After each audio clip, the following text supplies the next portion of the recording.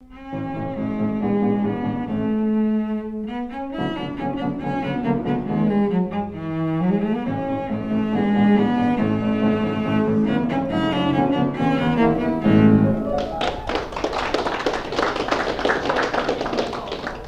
you. My fellow Australians, today I'd like to take a few minutes to address a crucial issue for the future of our nation. And that is this genocidal policy that is being brought before us, we Australians, to shut down the entire Murray Darling Basin. Now, over the last several weeks, there's been many of these so-called consultation meetings where tens of thousands of angry farmers and residents and commercial people, business people, have attended and come out of these meetings feeling totally betrayed and empty. And our organisation, the Citizens Electoral Council, has been getting calls from our membership saying, well, what do we do now? What do we have to do to stop this? How can we stop this shutdown? And that's the subject matter of my address to you today. Now, I will tell you more about, I'll tell you more at the conclusion of my remarks what we can and should do about this situation. But firstly, I want to give you some very detailed background, or at least some background on what is actually going on, so people get a full appreciation of what is taking place here. Firstly, you have to understand that the shutdown of the Murray Darling Basin is the essential part of the British Crown's plan, to kill 5 to 6 billion of the world's population, and at the same time to reduce Australia's population down to 5 to 6 million people. Now, this is genocide. That's the intent. The other thing you need to know is that the only organisation that has the solution is the CEC. And the only way to get out of this mess is to join us. Now, for the last 23 years, our organisation, the Citizens Electoral Council, has developed and earned the reputation of fighting for the general welfare of the population, of fighting against British free trade, of globalisation, of the City of London's financial policies. We are the only political party that today has the credibility of being able to stand up and say, we stand in the shoes of John Curtin, of Ben Chifley, of Frank Anstey, of King O'Malley. We have a track record that you can check out. This is not opinion. We were right on many issues, and we've been right on many issues. Take, for example, the global financial crisis. We in Lyndon LaRouche were absolutely correct on that. We called it for what it was. We've been right on the destructive processes of privatisation and globalisation. 23 years ago, when we started this party in this state, Queensland, we were ridiculed for opposing globalisation. But look what it's done and how it's decimated our manufacturing and farming industries, with the loss of over half of our family farmers throughout Australia over the last several years, last 20 years to be precise. Look at the fight against global warming that we initiated back in 2007. When there was no organisations opposing global warming, the CEC went into action and we produced 550,000 of our new citizens called Global Warming is a Fraud, and we mass saturated that throughout the country and changed the political debate to the point that last year we defeated Rudd's initial attempt at an emissions trading scheme. And you saw the tremendous popular upsurge around that saw great changes of politics in Australia, like, for example, Tony Abbott sweeping Malcolm Turnbull aside. Recently, in this last couple of weeks, the Trade Minister, Craig Emerson, couldn't but help confess that the issue at the heart of this so-called banking debate in the Parliament, this Clayton's debate that Joe Hockey is leading, was in fact LaRouche and the Citizens Electoral Council and our policies. This idea of economic Hansenism was a direct reference to the policies that have penetrated to the heart of the establishment in this country. Policies that are reflected in our book, What Australia Must Do to Survive the Global Financial Crisis. Policies that reflect the need for a national bank as opposed to this monetary system we have today. For 23 years and through the hundreds of political battles that we've actually fought, we've come across many thousands of Australians that have chosen to willfully denounce us for our denunciation of the British Empire, the very cause of the genocide that's taking place in the Murray Darling Basin. Sometimes it's very subtle. What people say to us is, look, you guys are doing a great job, but leave the British out of this. Frankly, this populist idiocy, or rather deep-seated fear of saying the truth and denouncing the genocidalist British Empire and the City of London, is the root cause for all the current disasters. In other words, let me be blunt. If you're soft on the British Crown, you are the problem. Don't look to anyone else, and don't blame anyone else. And it works that if you really do care about your children's and grandchildren's future, you have to listen, begin to understand history, and drop your opinions about the way things work. Join us and act. Now, what we are seeing with the shutdown, or the attempted shutdown of the Murray Darling Basin, is the British Crown's policy of genocide. And it's being done through a typical British operation historically known as land clearances. And I'll come back to that in a bit more detail in a minute. And this is led personally by the Duke of Edinburgh, that's the royal consort to the Queen, Prince Philip, who has stated on many occasions that he would like to come back as a virus to deal with the problem of world's overpopulation. Now, why do I use this term genocide in relation to the Murray Darling Basin and the British Crown? Well, the Murray Darling Basin has the capacity to feed 60 million people. And to shut down this capacity now, when there is a full knowledge that the world food stocks are being drawn down, such that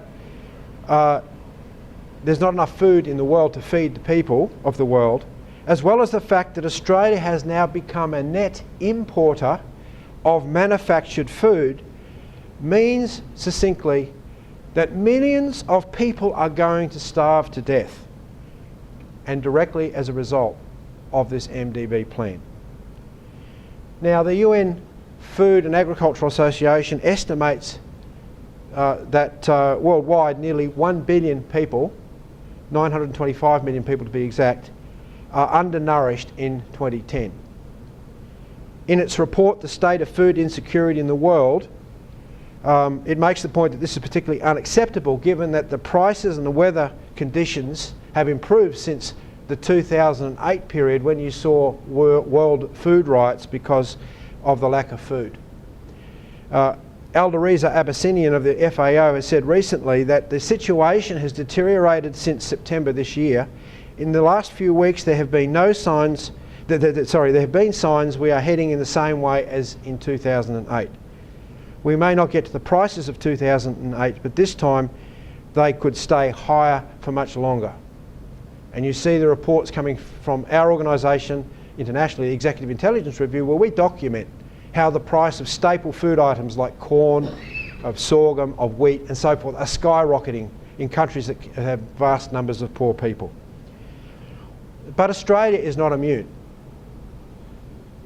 The Australian Food and Grocery Council's State of the Industry 2010 report reveals that for the first time in decades, Australia is a net importer of manufactured food and groceries. What was a $4.4 billion trade surplus in 2004-2005 has collapsed to a $1.8 billion deficit in 2009-10. $6.2 billion turnaround.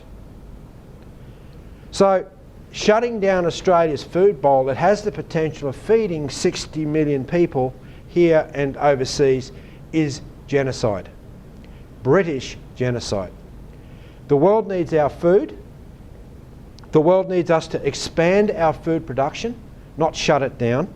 Instead, we are letting Prince Philip directly smash our food bowl through his Australian Conservation Foundation, the ACF, and the World Wildlife Fund for Nature, WWF, and its front, the Wentworth Group.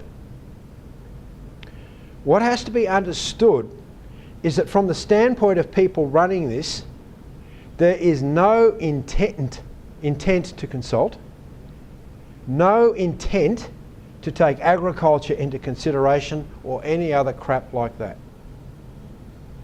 The Ministry for Depopulation, otherwise known as the Ministry for Sustainable Population, was created during the past year for one purpose only: to slash Australia's population, and of course the fastest way to do that and to kill tens of millions of people beyond Australia is to shut down the Murray Darling Basin. As for its Minister, Tony Burke, he has no intention to consult either. He was handpicked to shut down the Murray Darling Basin, just like he was chosen to shut down the single desk of the wheat board. The closure of that board, that single desk, is decimating farmers right around Australia by having them now pit their small efforts against major multinational corporations. Malcolm Turnbull's 2007 Water Act under the Howard government was written specifically to include Australia's food bowl in Prince Philip's 50-year drive to depopulate the world by locking away from development and human activity productive areas, and he launched this back in 1961. This whole program, this 50-year drive. Now, the entire Murray-Darling project is openly admitted by the MDB chairman Mike Taylor as being done under international direction, under the provisions of what's called the International Ramsar Treaty as one, but also of a new treaty that had just been signed called the International Convention on Biodiversity. Now, just recently, after 2 decades of debate, 193 countries have just signed that treaty into law, committing those countries, and Australia is one of them, to increase the extent of land-based protected areas and national parks to 17% of the Earth's surface, up from 12.5% now, and to extend marine protected areas to 10%, up to 1% now. That means a lot of fishing industries are going to be shut down. The International Ramsar Treaty, right, which is the Convention on Wetlands of international importance, especially wildfowl habitat, is an obscure treaty that was originally negotiated in Ramsar, Iran, in 1974, and Australia was one of the first countries to sign on to it. Right, and it's designed to protect the habitats of migratory waterfowl birds and their associated wetlands. And wetlands is another word for swamps. One of these wetland areas you might know of is in the mouth of the Murray system called the Coorong Lakes area. But if you look at these treaties, particularly the Ramsar treaties, and you look a bit deeper, you see the clear genocidal designs. This Ramsar Treaty was written by direct agents of the World Wildlife Fund, notably Dr. Luke Hoffman, a quote-unquote bird specialist, who is currently president of World Wildlife Fund France and was a long-time boss of Wetlands International and a past vice president of the World Wildlife Fund sister organisation, the International Union for the Conservation of Nations, of Nature, as well as the Vice President of the World Wildlife Fund International for almost 3 decades, and also of the Wildfowl Trust, the Wildfowl Trust. To this day, Ramsar's partner organisations are the WWF and the IUCN. Now, with Hoffman's profile, it would be harder to find or get a much more core British Crown operative, particularly when you look at all the early ecology and conservation work which was done under the cover of the Royal Society for the Protection of Birds and the Royal Anti-Plumage Society, both based, of course, in Britain. This has been the hard cover of this whole World Wildlife Project from the outset. In other words, as I've demonstrated, this whole project is being run by Prince Philip and the Crown, and for the World Wildlife Fund's announced purpose of global genocide. And in the case of Australia, as I said before, taking Australia's population down to 5 to 6 million people. Every step of the process has been supervised by the Crown, from the role of the Wentworth Group of Concerned Citizens, founded and funded by the World Wildlife Fund, to pretend the demand to slash irrigation is based on science, even though Wentworth icon Tim Flannery has been agitating for a reduction in Australia's population to 6 million since 1994, to the role of Prince Philip founded Australian Conservation Foundation and its sister organisation, the Sustainable Population Australia, which has led the campaign for the Ramsar wetlands, and also to the present role of Privy Councillor Ian Sinclair, who has been parachuted in to oversee the final phase of consultations and who now chairs various of the consultation meetings around the country. But he was the first head of the Murray Darling Basin Commission. So let's be clear again. What is happening in the Murray Darling Basin today is nothing but the traditional British imperial policy of land clearance, with the accompanying intentional policy of mass murder against those human beings being so cleared. 3 historical examples of British genocide were achieved through these notorious land clearances. That is, clearing the land of human beings. And these are the cases of Ireland, of Scotland, and recently Africa under the World Wildlife Fund for Nature. Now, for 400 years, the British have perpetrated genocide against the people of Ireland to an extent unmatched anywhere in the world. This genocide was at its most intense during the century of the 1600s and in the mid-1800s Irish famine. The British motivation was imperialism, and its chief tool was land controls, land clearances. Specifically, between 1580 and 1705, 80% of all arable Irish land, that is 12 million out of 15 million acres, was confiscated by the English and the Scottish landlords. Sir William Petty, the Surveyor General of Ireland under Oliver Cromwell, who surveyed the lands confiscated for Cromwell's soldiers, pushed for Ireland to be a small country and a few people. He opposed urbanisation and insisted on a positive population policy based on a par or on a balance between land and hands. In other words, a set number of people to work the land with just enough left for the army, the navy and the priesthood. The Irish tenant farmers were treated no better than slaves, and virtually all of the corn, the wheat, barley, oats and meat they produced went to their landlords in rent. It went for free trade export, and that only left them with potatoes for consumption. Moreover, the official British policy from the mid-1600s was to, in their words, replant Ireland with Englishmen of a superior breed until Ireland had a population of, Ireland had an English population of 5 million people. Petty proposed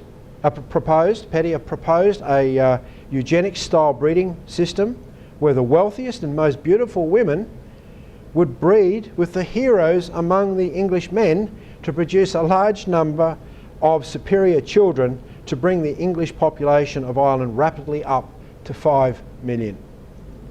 That necessitated killing the Irish en masse, and that is exactly what happened in the course of Ireland's history. In 1652, when Oliver Cromwell invaded Ireland for the first time, 20,000 Irish subjects were slaughtered. 40,000 Irishmen were exiled to France and Spain, and 10 to 20,000 young Irishmen and Irish women were shipped as slaves to the sugar plantations of Jamaica and Barbados. Sir William Petty recorded that more than half of the Irish population died, mostly of starvation and disease. The population density fell to 7 to 8 people per square kilometre. By the early 1800s, 4 million acres, or approximately 25% of arable Irish land, was unused for any purpose. In 1829, the famous Duke of Wellington commented that there never was a country in which poverty existed to the extent it exists in Ireland. By the 1840s, Ireland had only 164 miles of railroads compared to England's 6,621. It had 60% unemployment, just 39 hospitals to serve the 8 million people, no more woolen, linen, poplin, furniture and glass manufacture, and even water-powered grain mills, which Ireland had introduced to Europe 1,300 years earlier, had all disappeared. 75% of the Irish were feudal tenants to British landlords. Now, later in the years between 1845 and 1849, when the potato crop was destroyed by blight, Ireland's population collapsed from 8.1 million down to less than 6 million. 1.5 million people died from starvation or disease. 1 million people emigrated, often forcibly, and of those, 500,000, 500,000 died of disease in passage. Irish immigrants of the mid-1800s had a Stone Age life expectancy of just 13 years. Meanwhile, Britain maintained a huge export of oats, of barley, of corn, wheat, pigs and meat from Ireland during those years, produced by starving tenant farmers and guarded by British soldiers against starving crowds. The token famine relief provided by the British was in the form of public works for the destitute unemployed, but there was a catch. The public works that would have been the most useful for the starving population, which was draining bogs to grow more food, was not allowed, nor was railway construction, and only roads were built instead, and Ireland already had plenty of roads. In 1848, English Treasury Minister Sir Charles Trevelyan credited God with the mass deaths. He said, "The problem of Irish overpopulation being altogether beyond the power of man, the cure had been supplied by the direct stroke of an all-wise providence." However, the British Viceroy in Ireland, Lord Clarendon, who was forced to observe the situation close up because he lived there, knew it wasn't God. He wrote to Prime Minister Lord John Russell, Lord Bertram Russell's grandfather, "I don't think there is another legislator in Europe, other than the British, that would coldly persist in this policy of extermination." Now let's turn to Scotland. Now, when you turn on the TV or you look at books, quite often in the magazine pictures and so forth of the Scottish Highlands, you see totally wild and barren areas. But what you're actually seeing is a British oligarchical creation. In two shameful episodes in the 1700s and the 1800s, the British oligarchy, English and Scottish aristocrats, cleared the Scottish Highlands of hundreds of thousands of Gaelic-speaking Scots.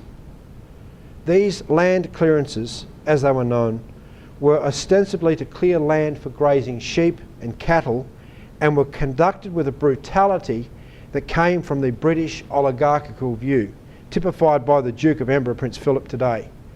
And that is that human beings are livestock to be culled at will. But they were also conducted to destroy once and for all any Scottish resistance to the English imperial conquest known as the 1701 Act of Union, whereby Scotland and England were joined under a single imperial crown. In many cases, the Highlanders were ordered to move from their homes to strips along the coast that were unable to sustain the communities through agriculture, and they were simply told to become fishermen. Move here and become fishermen. The reluctant families would often be burnt out. Hundreds of homes at a time would be set alight, sparking chaos and panic as the families struggled to move the sick and the helpless and valuables before the fires reached them. It was common for families to be evicted at the rate of over 2,000 families a day, but many starved and froze to death because they were forced to live out in the harsh open areas until they built new homes for themselves. Cases have been recorded of conditions so hard that while the women worked, they were forced to tether their own children and livestock to the rocks to stop them being blown off the cliffs into the sea. One member of the aristocracy active in land clearances, the Duchess of Sutherland, wrote in a letter to a friend in England, "Scotch people are of a happier constitution and do not fatten like larger breeds of animals." The Highland clearances forced a mass emigration of Highlanders to North America and Australia and New Zealand, where today there are many more descendants of Highlanders than in Scotland itself. And for those of you who would like to think that these atrocities reflect an outmoded mindset of yesteryear, that these are things that happened in the past, how could it happen again? Well, now let's just turn to the more recent work of Prince Philip's World Wildlife Fund in Africa and Asia, and you'll get the picture.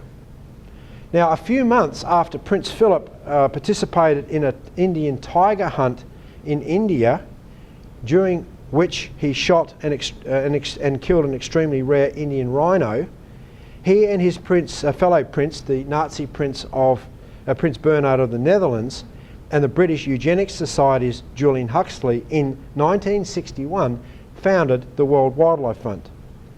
Now, the WWF is best known for its efforts to conserve 4 species: the panda, the black African rhino, the African elephant, and the Indian tiger. This was and is all a fraud. All of these species were in vastly better condition in 1961 than they are today. From 1961 until the present, the World Wildlife Fund has used conservation for animals as a cover to raise hundreds of millions of dollars. A substantial portion of that money has financed the slaughter of human beings, particularly in sub-Saharan Africa, and also the sequestering of vast swathes of the African continent as nature preserves. Evictions on a scale far larger than those of the Highland clearances in Scotland were carried out in British East and South Central Africa.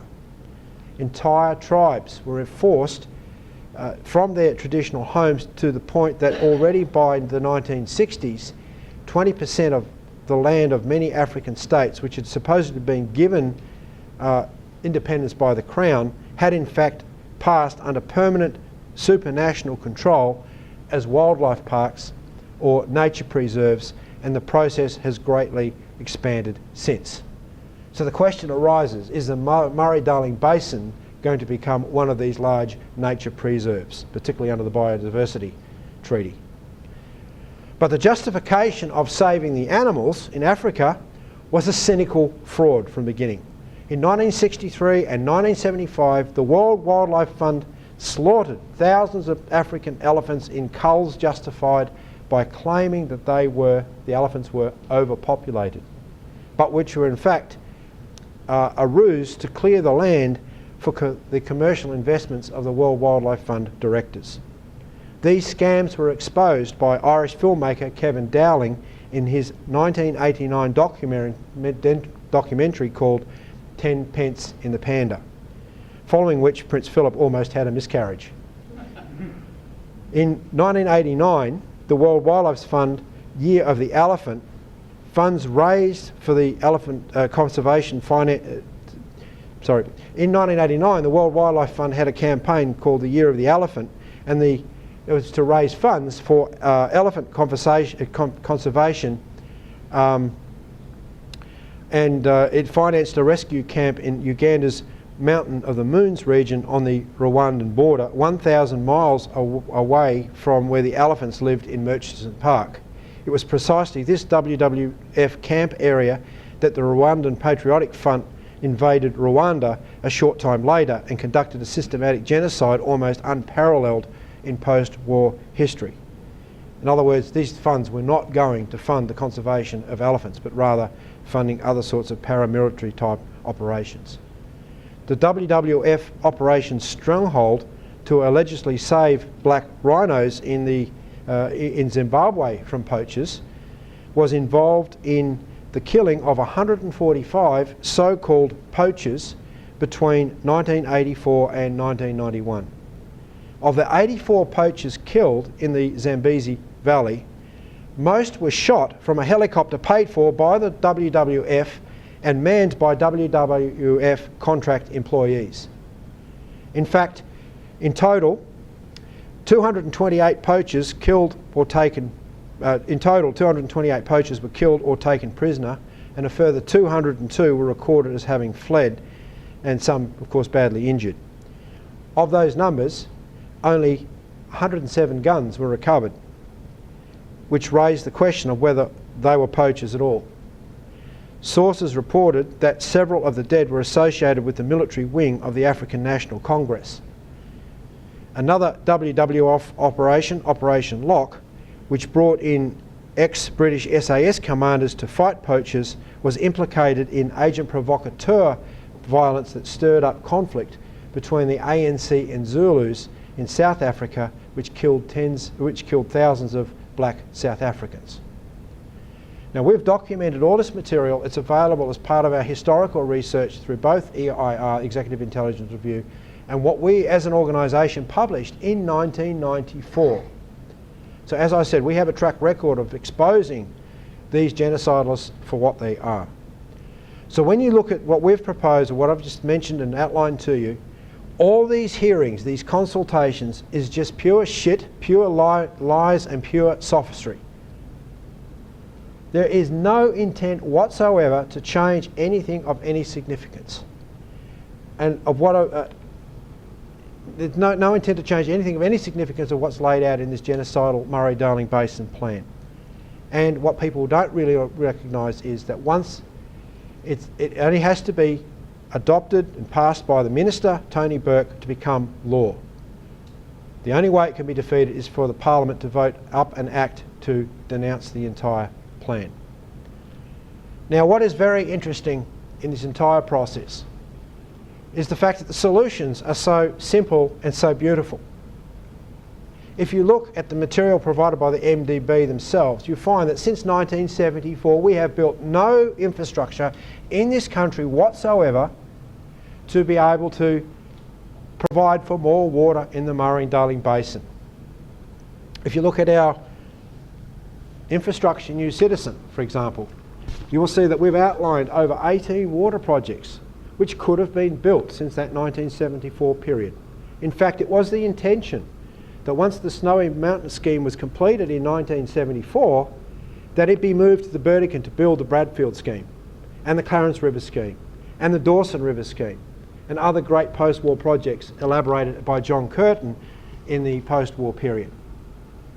So what we have to do today is dump this idea of destroying population, of destroying people, of rebuilding and redeveloping large-scale infrastructure development projects like these water projects, you know, the Reed scheme in the north, the Bradfield scheme, the Dawson River scheme, the Clarence River scheme, and other water projects to turn the rivers inland in a sense and to provide the water necessary to develop our internal regions. We also need to develop large-scale infrastructure corridors like Professor Lance Endersby proposed. We also have to turn our backs on this idea of monetarism and reintroduce the very powerful tradition that we have in our country for national banking, the idea of a government-owned national bank to fund these great projects. So that's the message that I have for you today.